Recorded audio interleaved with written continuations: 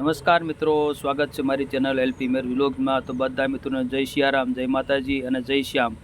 તો મિત્રો, આગળના વિડીયોમાં આપણે શ્યામ ભગવાનના દર્શન કર્યા હતા અને ટૂંકી માહિતી મેળવી હતી ઇતિહાસ બાબતે। તો આજે સંપૂર્ણ ઇતિહાસ આ વિડીયોમાં જાણીશું પૂજારી બાપુ શ્રી જોડે। શા માટે શ્યામ નામ આપવામાં આવ્યું અને મહાભારતનું યુદ્ધ એને કઈ રીતે જોયું અને કઈ રીતે આજના કળિયુગમાં તેવું પૂજાય છે। તો મિત્રો, વિડીયોમાં જોડાઈ રહેજો। અને ખાસ કે આ જે મંદિર આવેલું છે જે અમદાવાદ કુવાડવા હાઈવે પર આવેલું છે, જે આઈઓસીએલની પ્લાન્ટની એક્ઝેક્ટ સામે આવેલું છે। તો મિત્રો, બધા મિત્રોને વિનંતી કે વિડીયોમાં જોડાઈ રહેજો, સંપૂર્ણ માહિતી સાંભળવા મળશે, ઇતિહાસ સાંભળવા મળશે। તો વિડીયોને ચાલુ કરીએ મિત્રો। जय श्याम बापू जी। जय श्री श्याम। आप देख रहे हो ये श्याम मंदिर में आए हैं, राजकोट में बाबा श्याम का मंदिर है। बराबर। इनकी इच्छा है कि बाबा श्याम का इतिहास हमें कुछ बताइए। जरूर जरूर। तो लालजी भाई मैं आपको बताता हूँ, आपने महाभारत टीवी पे महाभारत का सीरियल देखा होगा जो देखा है ना। महाभारत का युद्ध हुआ कौरव पांडव का, तो ये बाबा श्याम का वर्णन है वो महाभारत काल से चल रहा है, ठीक है। उसमें क्या होता है, कौरव पांडव का युद्ध होता है ना।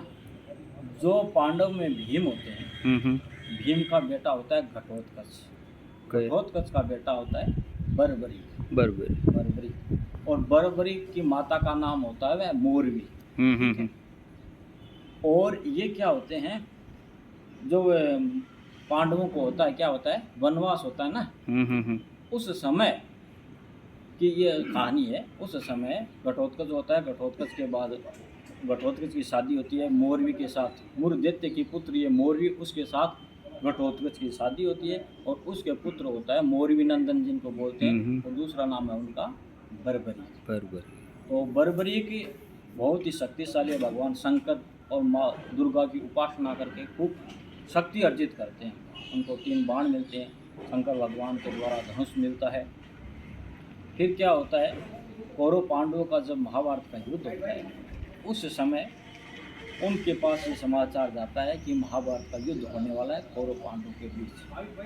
तब तक बर्बरी को ऐसा पता नहीं होता है कि जो पांडव है भीम है वो हमारे कुल वाले हैं, कुल के हमारे हैं, ऐसा पता नहीं होता है।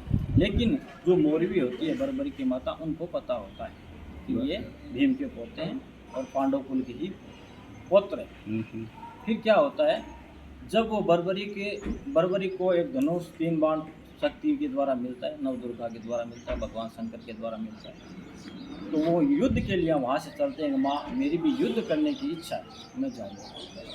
तब बर्बरी को माँ आशीर्वाद देती है, बेटा आप युद्ध करने तो जाते हो, आप बहुत ही अभी मतलब बालक युवावस्था में हो, तो आप युद्ध करने योग्य नहीं हो, युद्ध देख सकते हो। बोले नहीं माता मैं युद्ध करूँगा। तो फिर माता आशीर्वाद देती है कि बेटा जाओ युद्ध करने जाओ, पर वहाँ आप करोगे क्या, जो माता आप आदेश दोगे वैसा मैं करूँगा। तो ठीक है बेटा, आप एक काम करना, हारे का सहारा बनना, जो हारता है उसका साथ देना। और जो भी आपके सामने याचक आता है, याचक मतलब याचना करने वाला या भिक्षा कुछ मांगने वाला आता है, जो मांगने वाला होता है उसको याचक बोलते हैं। जो याचक आता है उसको आप खाली हाथ नहीं लौटाना, उसको कुछ अर्थ देना है। माता जी से आशीर्वाद देते हैं, ठीक है माता जी आप जो कहो मैं ऐसा ही करूँगा। माता जी को ऐसा था कि पांडव तो 5 हैं और कौरव की सेना ज़्यादा है, कौरव 100 तो कौरव भाई हैं, उनकी सेना ज़्यादा है, इसलिए पांडव कमज़ोर पड़ेंगे, पांडव की जो है कमज़ोर पड़ेगी, सेना कमज़ोर पड़ेगी। तब माता बोलती है कि अब आर्य का साथ देना। बर्बरी पहुँचते हैं युद्ध क्षेत्र के पास। महाभारत का युद्ध कहाँ होता है आपको पता है, कुरुक्षेत्र में, हरियाणा में होता है। तो हरियाणा कुरुक्षेत्र से पहले एक चुरकाना धाम है जहाँ भगवान बर्बरी ने शीश का दान दिया। तो वहाँ भगवान श्री कृष्ण ने, तो वो तो अंतर्यामी थे, सब जानते थे। भगवान श्री कृष्ण उनके सामने ब्राह्मण का रूप धारण करके बर्बरी के सामने आते हैं और उनसे वार्तालाप करते हैं, हे बालक कहाँ जा रहे हो। तो वो बर्बरी बोलते हैं मैं युद्ध करने जा रहा हूँ। भगवान श्री कृष्ण कहते आप तो बहुत बालक हो, आपकी अभी खेलने कूदने की उम्र है, क्या युद्ध करोगे आप, रहने दो। बोले नहीं नहीं मैं युद्ध करने ही जा रहा हूँ। ठीक है, तो भगवान पूछते हैं कि आप युद्ध में क्या कर लोगे, आपकी उम्र इतनी छोटी, वहाँ तो इतने बड़े बड़े धुरंधर हैं, द्रोणाचार्य है, पांडव है, भीम है, भीष्म पितामह है, कितने शक्तिशाली वीर हैं, उनमें आप क्या करोगे। बोले मैं युद्ध करने जा रहा हूँ, मेरे पास भी शक्ति है, पावर शक्ति है। है। तो भगवान बोले दिखा तेरा पावर, क्या शक्ति है तेरे पास? तेरे पास तो सिर्फ 3 बाण तूने तरकस में लगा के रखे हैं, 3 बाण, इससे कैसे युद्ध होगा? तो भगवान श्री कृष्ण को कहते हैं कि भगवान ब्राह्मण का रूप धारण किए हुए हैं भगवान श्री कृष्ण। तो भगवान श्री कृष्ण को बर्बरी कहते हैं, हे प्रभु, हे ब्राह्मण, मेरा एक बाण है वही काफ़ी है, एक बाण से मैं पूरा युद्ध समाप्त कर सकता हूँ, इतनी पावर, इतनी शक्ति है। तब भगवान उनकी परीक्षा लेते हैं, ये बर्बरी आप अपने इस बाण का हमें पावर दिखाओ, शक्ति दिखाओ। बोले भगवान बोलो क्या परीक्षा लोगे, क्या शक्ति देखना चाहते हो? तो भगवान वहाँ एक पीपल का पेड़ है, एक पीपल का पेड़ का पत्ता तोड़ के भगवान आपके पैर के नीचे लगा लेते हैं, बोलते हैं एक बाण से जितने भी पत्ते हैं उनको भेद के बताओ, अपना बाण चलाओ, जितने भी पत्ते हैं उनके छेद करके बताओ। बर्बरीक ने अपना तर्क उठाया, बाण लगाया, पूरा पत्ते को भेद कर वो बाण है वहाँ भगवान के पैर पे आके मंडराने लगा, घूमने लगा। तो बर्बरीक बोलते भगवान अपना पैर उठाइए, एक पत्ता आपके पैर के नीचे है। तब भगवान समझ गए वास्तव में ये शक्तिशाली है। तब भगवान ने पैर उठाया, मान गए, ठीक है बर्बरीक, मान गए आप शक्तिशाली हैं। तो अब ऐसा है बर्बरीक, ये जो युद्ध भूमि है इसमें आप करोगे क्या, किसका साथ दोगे? भगवान श्री कृष्ण ब्राह्मण रूप धारण किए हुए हैं और बर्बरीक से सवाल करते हैं, प्रश्न करते हैं, पूछते हैं कि आप किसका साथ दोगे? तब बर्बरीक कहते हैं कि मेरी माता ने आशीर्वाद दिया, जो हारता है उसका साथ देना है, हारे का उसका सहारा साथ बनना है। है, जो कमज़ोर होगा उसका साथ दूंगा। तो भगवान बोले ऐसा कैसे होगा, क्यों इतना शक्तिशाली है, तेरे सामने वाला तो ऑटोमेटिक कमज़ोर हो ही जाएगा, तो ऐसे युद्ध का निर्णय कैसे होगा?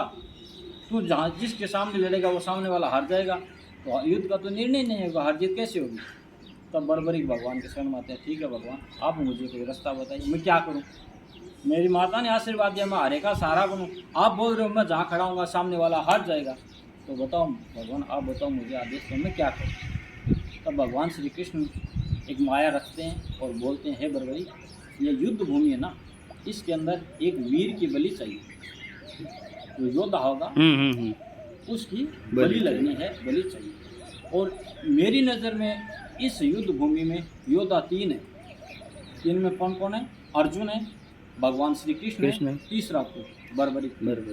ठीक है, तो अर्जुन को युद्ध करना है, भगवान श्री कृष्ण को युद्ध करवाना है, बचा तू।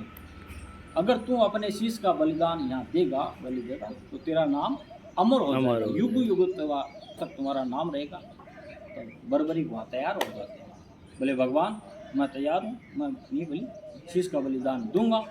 दूसरी बात, प्रभु मैं युद्ध करने आया था लेकिन युद्ध कर नहीं सकता, लेकिन मेरी युद्ध देखने की इच्छा है। तो भगवान श्री कृष्ण आशीर्वाद देते हैं, तो तू जरूर युद्ध देखेगा, तुम्हें युद्ध अवश्य दिखाऊंगा। तो ठीक है, तो भगवान अपनी माया से उनके शीश का छेदन करते हैं, शीश का दान होता है और वो भगवान इस शीश को अमर करते हैं और पहाड़ के ऊपर रख देते हैं। युद्ध होता है, महाभारत का युद्ध होता है, कौरव पांडवों का युद्ध चलता है और वो शीश है, पूरे युद्ध को अच्छी तरह से देखते हैं, दर्शन करते हैं। युद्ध समाप्त होने के बाद जब पांडव विजयी हो जाते हैं, कौरव पराजित हो जाते हैं, उसके बाद आपस में पांडवों में भाई भाई में ऐसा होता है किसने युद्ध लड़ा, किसने ज़्यादा किसको मारा, भाई एक दूसरे का ऐसा होता है ना, यश लेने का, कीर्ति किसको मिले, यश किसको मिले, तो किसने ज़्यादा युद्ध में श्रेय किसको मिले, ऐसा उनका आपस में मतभेद, ऐसी वार्तालाप होने लगी। तब भगवान श्री कृष्ण बोलते हैं कि देखो युद्ध किसने लड़ा, किसने ज़्यादा अपना श्रेय, अपना योगदान दिया, वो सब मेरे साथ चलो, वहाँ पहाड़ के ऊपर बर्बरीक का जो शीश है वो सब कुछ देख रहा है, आपको निर्णय मिलेगा। तब भगवान उन पांडव को लेके वहाँ जाते हैं पहाड़ के पास, वहाँ भगवान जो बर्बरीक का शीश रखा है वहाँ जाकर खड़े होते हैं, तो देखते ही बर्बरीक का जो शीश है वो हंसने लग जाता है, हंसता है। तो भगवान श्री कृष्ण कहते हैं, बोलो ये बर्बरीक कैसे हंस रहे हो? बोले प्रभु आपकी माया को देख के मैं हंस रहा हूँ। तो बोले वो तो ठीक है, लेकिन ये पांडव युद्ध का निर्णय चाहते हैं, किसने किसको मारा, ज़्यादा श्रेय किसको जाता है। तब फिर से वो शीश हंसता है, ये प्रभु इस युद्ध में मरने वाला भगवान श्री कृष्ण था और मारने वाला ही भगवान श्री कृष्ण था। द्रौपदी भद्रकाली का रूप धारण करके वो खप्पर भर रही और कोई किसी ने युद्ध नहीं लड़ा, भगवान श्री कृष्ण का सुदर्शन चक्र चल रहा है। ऐसी ही बात भगवान श्री कृष्ण ने सुनी कि ये सत्यवादी है, तो भगवान उन पर प्रसन्न हो गए और उनको आशीर्वाद दिया कि आप कलयुग में श्री श्याम नाम से पूजे जाओगे। मैं मेरा नाम आपको देता हूँ। भगवान श्री कृष्ण का नाम श्याम है, वो कृष्ण का ही नाम है। हाँ। भगवान श्री कृष्ण ने उस बर्बरीक को, उस शीश को अपना नाम दिया श्याम। और कलयुग में आप पूजे जाओगे, आर्य का सहारा बनोगे। माता ने आशीर्वाद दिया था ना कि आप आर्य का सहारा बनो, जो हारता है उसका साथ दो। तो कलयुग में आप आर्य का सहारा बनोगे, आपकी माता का आशीर्वाद है वो भी सिद्ध हो जाएगा और मेरा वचन सिद्ध हो जाएगा, आपका शीश अमर होगा। तब वहाँ 9 दुर्गा वो भी प्रकट होती हैं, भगवान ही अपनी माया से उस शीश को अमर करते हैं।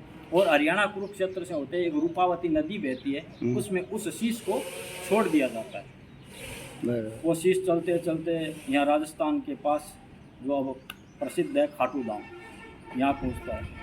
और फिर क्या होता है, धीरे धीरे जैसे समय बीतता है, वो रूपावती नदी है वो लुप्त हो जाती है और उसमें धीरे धीरे मिट्टी भर जाती है। यहाँ खाटू धाम में खटवांश राजा, खटवांश कुल के नाम, मतलब राजा थे खटवांश कुल, उस पर खाटू नगरी का नाम पड़ा है। बराबर। तो वहाँ का गुज्जर अपने गायें चराता था, एक गाय वहाँ जाके खड़ी होती थी, उसका दूध वहाँ निकलता था। तो वो राजा के पास शिकायत किया, हे प्रभु मेरा धन, हमारी गाय का कोई दूध चुराता है, निकालता है। तो उन्होंने निगरानी किया कि ऐसा कैसे हो सकता है, दूध कहाँ जाता है, गाय का दूध निकालता है। तो उन्होंने देखा गाय एक जगह जाके खड़ी होती है, दूध अपने आप निकलता है। फिर सब लोगों ने मिलकर वहाँ की खुदाई की, वहाँ शीश निकला, नीचे से आवाज़ आई कि भाई आराम से निकालना, नीचे इंसान है, ऐसी आवाज़ आई। तो फिर क्या हुआ कि वहाँ खुदाई की, ऊपर से आकाशवाणी हुई वहाँ के राजा को कि वहाँ भगवान बर्बरी का शीश है, तो श्याम नाम से पूजा जाएगा, वहाँ इसकी स्थापना करनी। चौहान वंश, चौहान राजपूत है, बराबर। हाँ, उन्होंने उनकी स्थापना करवाई, फिर मंदिर बनवाए। और आज पूरी दुनिया में बाबा का नाम सरनाम, आर्य का सहारा, जो भी हाथ में बाबा की शरण में आता है उनका काम हो जाता है, बनता ही है। और इसमें भी ऐसा है, मतलब बाबा क्या चाहते हैं, सबसे बड़ी बात भाव शुद्ध होना चाहिए। आचार विचार आहार और व्यवहार, खान पान आपका शुद्ध है, बाबा के प्रति आपकी श्रद्धा है और विश्वास है, तो ही काम बनेगा। आप दूसरे का बुरा करके अपना भला नहीं कर सकते। बाबा सब कुछ जानते हैं। ये छोटा सा बाबा का इतिहास है, और भी बहुत लंबी चौड़ी कहानी है, वैसे तो चलता रहता है। तो स्कंद पुराण में इनका वर्णन मिलता है। और अब जैसा मेरे ध्यान में था, मैंने सुना है, पढ़ा है, मैं आपको बताया। जय श्री श्याम, जय श्री श्याम। तो दर्शक मित्रों, आपने देखा कि ये बापूजी ने बहुत अच्छी माहिती दी श्याम भगवान के बारे में। ये मेरा अहोभाग्य है कि इतना सारा ये श्याम भगवान के बारे में मुझे माहिती मिली, और क्यों श्याम बना, क्यों नाम दिया, तो पूरा ये संपूर्ण डिटेल में माहिती दी। અહીંયા આપણે વિડીયોને પૂરો કરીશું। મળીએ હવે પછીના નવા આવા જ ઇતિહાસને લગતા વિડીયોમાં। તો મિત્રો, બધા મિત્રોને જય સિયારામ, જય શ્રી શ્યામ ભગવાન, જય માતાજી।